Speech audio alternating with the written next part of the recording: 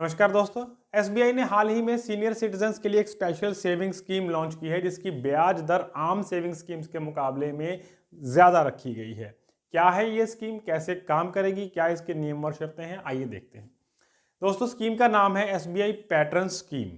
अगर आप एसबीआई के स्टाफ मेंबर हैं तब भी आप इसमें इन्वेस्ट कर सकते हैं, एक्स स्टाफ मेंबर हैं तब भी इन्वेस्ट कर सकते हैं, एसबीआई के ग्राहक हैं या नहीं हैं, हर वो व्यक्ति जिसकी उम्र 80 साल से ज़्यादा है इसके अंदर इन्वेस्ट कर सकता है। ये अकाउंट आप इंडिविजुअली भी खोल सकते हैं और ज्वाइंट अकाउंट होल्डर के रूप में भी खोल सकते हैं। लेकिन ज्वाइंट अकाउंट अगर आप ओपन करते हैं तो शर्त ये रहेगी कि जो फर्स्ट नेम है, एक्चुअली जिसके नाम से अकाउंट बिलोंग करता है, उसकी उम्र स्कीम लॉन्च डेट पर 80 साल से ज़्यादा होनी चाहिए। सेकंड अकाउंट होल्डर की उम्र चाहे 80 साल से कम है, चाहे 55 साल ही है, चाहे वो कोई भी है, उसकी उम्र का कोई रिलेशन नहीं है। लेकिन फर्स्ट नेम की उम्र 80 साल से ज़्यादा की होनी चाहिए, तभी आप इस स्कीम का बेनिफिट उठा पाएंगे। इस स्कीम का टेन्योर रखा गया है 7 दिन से लेकर 10 साल। जी है, मिनिमम आपको 7 दिन के लिए इन्वेस्ट करना और मैक्सिमम आप 10 साल के लिए इन्वेस्ट कर सकते हैं। एसबीआई की हर छोटी बड़ी ब्रांच के अंदर ये स्कीम अवेलेबल होगी, ऑनलाइन पोर्टल पर या उनकी योनो ऐप के ऊपर भी ये स्कीम अवेलेबल है। वो सीनियर सिटीजन्स या सुपर सीनियर सिटीजन्स जो लॉन्च डेट पर सुपर सीनियर हो जाएंगे और उन्होंने ऑलरेडी कोई एफडी वगैरह करवाई हुई है एसबीआई के अंदर, सीनियर सिटीजन सेविंग स्कीम करवाई हुई है, उससे इसका कोई रिलेशन नहीं है क्योंकि वो एक गवर्नमेंट स्कीम है।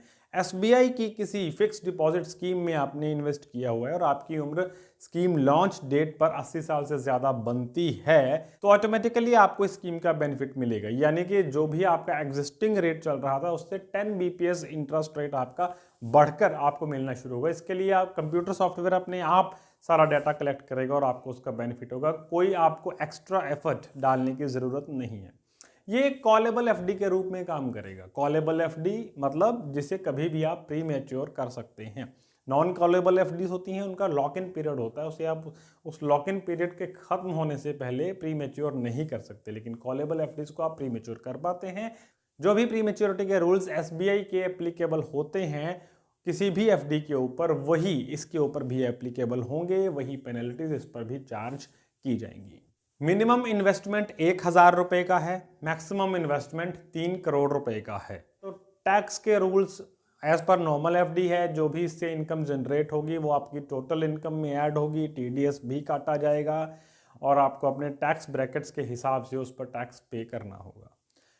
इंटरेस्ट रेट जो मेन मुद्दा है, इंटरेस्ट रेट के बारे में एज सच कोई इस तरह की क्लैरिटी नहीं है कि इंटरेस्ट रेट ये हम देंगे, इसका इंटरेस्ट रेट फिक्स नहीं है।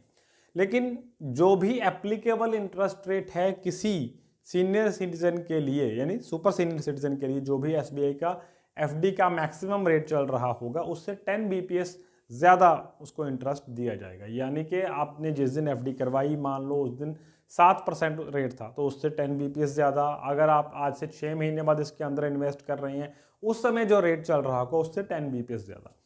तो अभी ऑन एन एवरेज एक स्कीम अच्छी है, ठीक ठाक स्कीम है। हालांकि इंटरेस्ट रेट बहुत ज़्यादा अट्रैक्टिव नहीं लगे हमको, 10 बीपीएस कोई बहुत ज़्यादा नहीं रहेगा, लेकिन सुपर सीनियर सिटीजन्स के सेफ्टी मेजर्स को देखते हुए और एसबीआई के रेपुटेशन को काउंट करें अगर, तो 10 बीपीएस हैंडसम भी लगता है। तो वर्थ है, जिन्हें 100% सेफ स्कीम्स के अंदर जाना हो, सुपर सीनियर सिटीजन से वो इन्वेस्ट कर सकते हैं। और अगर आप ऑलरेडी इन्वेस्टेड हो तो ऑटोमेटिकली आपको इसका बेनिफिट मिल जाएगा। फिर भी स्कीम को लेकर आपके कोई सवाल हैं तो नीचे कमेंट बॉक्स में जाकर जरूर पूछिएगा। कैपिटल ग्रो को देखने के लिए शुक्रिया।